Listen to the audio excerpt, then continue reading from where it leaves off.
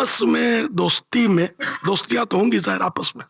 تو ہمارے یہاں مطلب یہ کہ ابے تبے کا ماحول اڑے ہوئے ابے تبے اور بے تیزی بھی ہنسی مذاق اور کہکوں کی بھرمار ہوتا ہوگا. میں مطلب میں دیکھا نہیں آپ کو, مجھے پتہ ہے میں بھی ہوں تو آپ کے اندر کا نا, تو غار میں تو نہیں پڑا کوئی.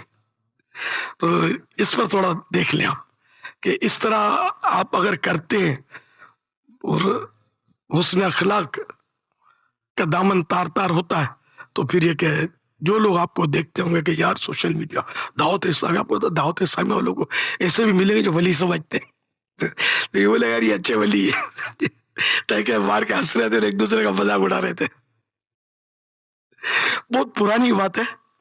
میں کسی کے گھر گیا تھا, کوئی مجھے اپنے گھر لے گیا تھا, سادات کا گھرانہ تھا. تو گلزار حبیب میں اس وقت اجتماع ہوتا تھا. اب وہ دعا تو رکعت انگیز ہوتی تھی.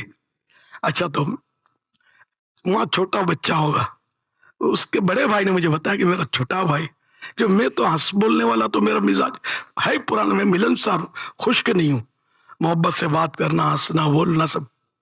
تو میں ہنس بول رہا تھا تو بولا میرا چھوٹا بھائی مجھے کہہ رہا تھا کہ یہ ہنستے بھی ہیں.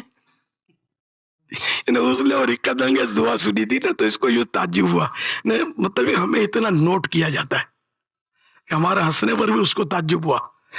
گو کو ہنسنا ناجائز نہیں تھا, لیکن وہ بچہ تھا نا, یار تو یہ سمجھتا ہوگا نا کہ روتا رہتا ہوگا. تو خیر, تو اس لیے مہربانی کر کے اپنے اخلاق کا سب کو خیال رکھنا ہے, اور اس میں پھر دل آزاریاں بھی ہوتی ہیں.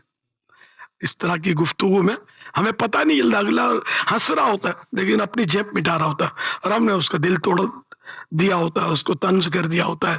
تو ایسا نہیں, اگر پروقار انداز ہوگا تو فائدہ ہوگا انشاءاللہ.